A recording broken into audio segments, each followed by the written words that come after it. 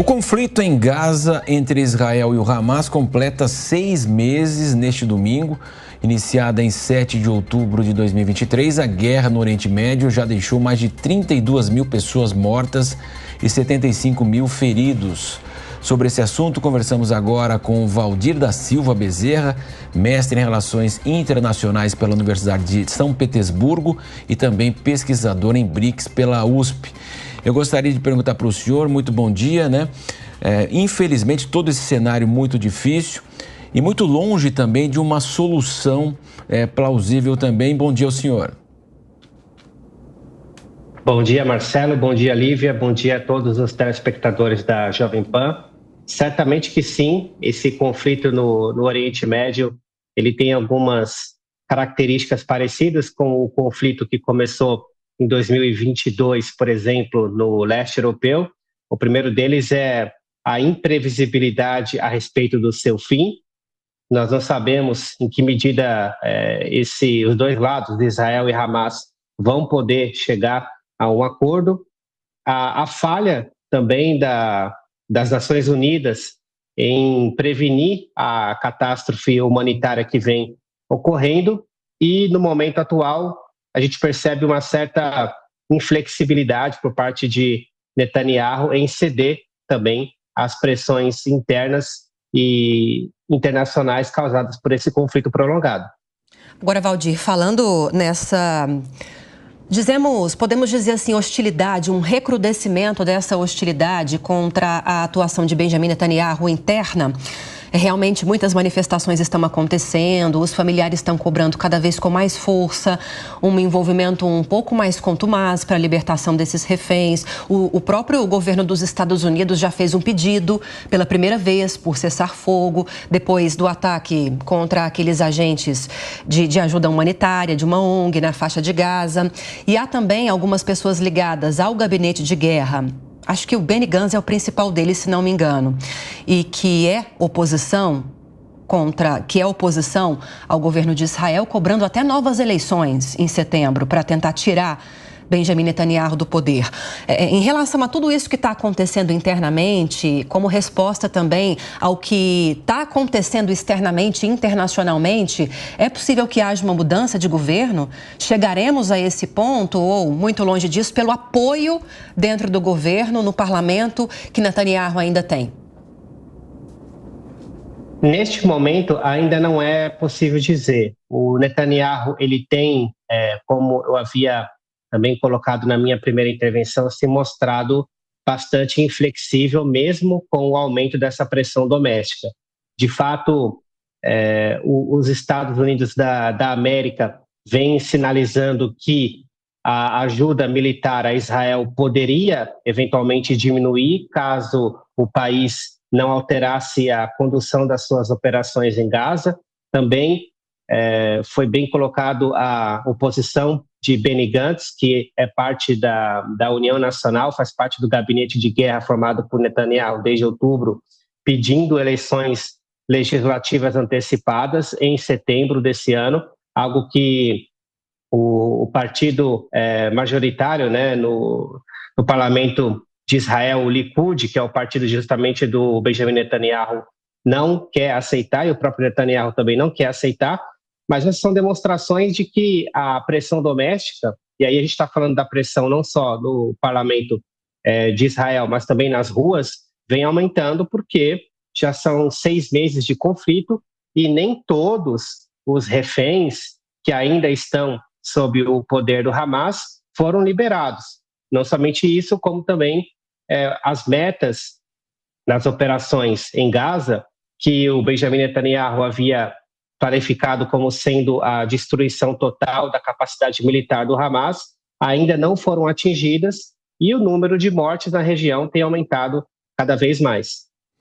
Professor, agora a pergunta do nosso comentarista José Maria Trindade.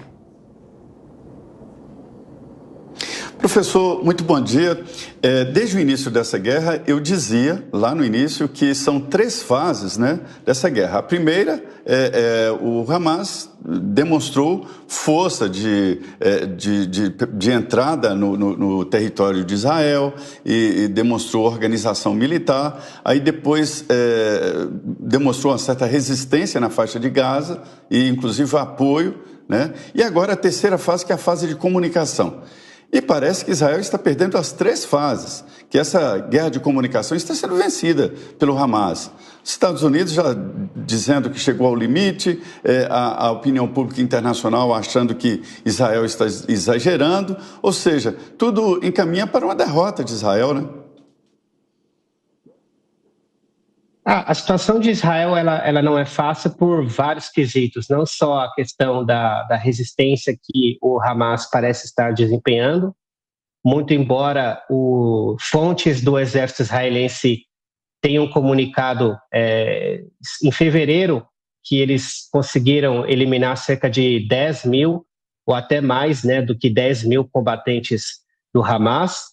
O Hamas tem uma força estimada em torno de 40 mil combatentes. Então, um dos planos que foram anunciados por Netanyahu em outubro de mitigar o poder militar do Hamas, a capacidade militar do Hamas, ainda estão distantes de acontecer.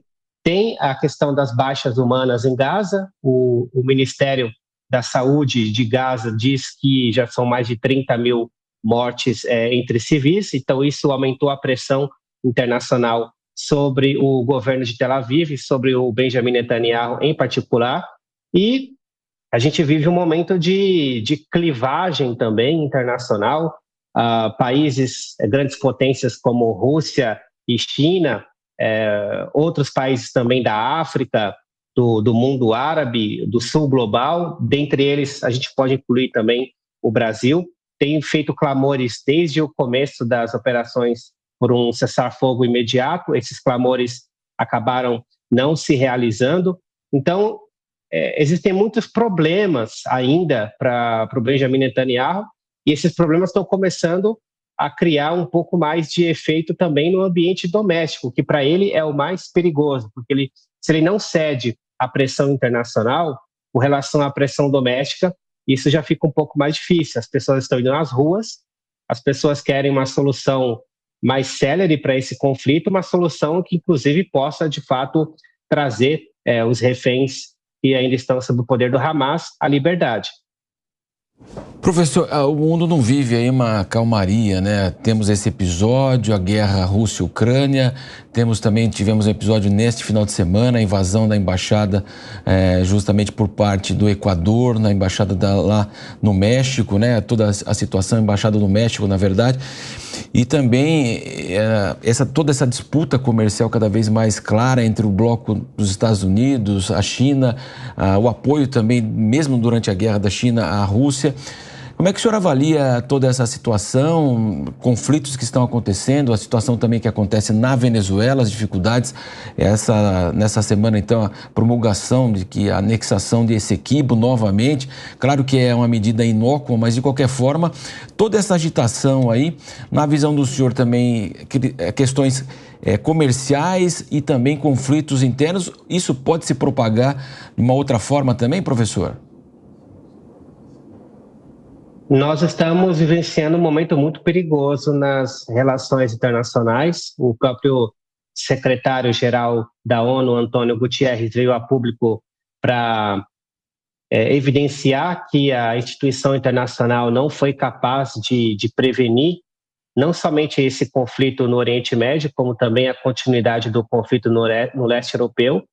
Então, quando você tem o principal órgão que reúne as nações do mundo justamente para poder evitar que situações dessa natureza ocorram ou que possam se prolongar, e esse órgão falha, você tem uma situação de muito risco, de muito perigo para o futuro.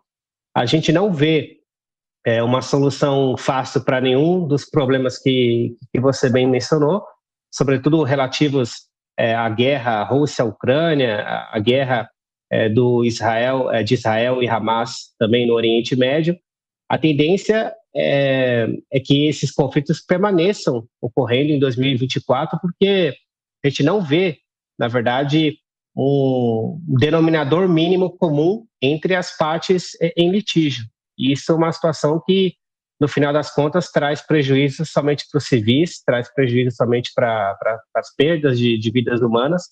E essa é uma situação absolutamente lamentável, não somente por conta da falha das instituições internacionais, mas como pelas perdas, pelas vidas, né, que vão sendo sacrificadas em função desses problemas, em função desses conflitos.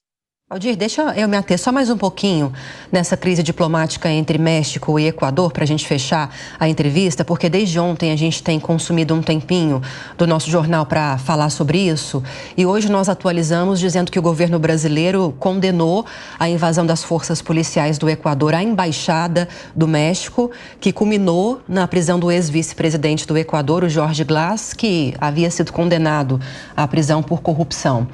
Até que ponto essa crise diplomática pode escalar? Como fica o Brasil nessa situação? Pode passar de uma simples condenação, a postura do Itamaraty? Como você está acompanhando esse conflito? Eu não acredito que o Brasil, para além das reprimendas retóricas, possa ter um papel um pouco mais incisivo nessa crise que é vizinha nossa.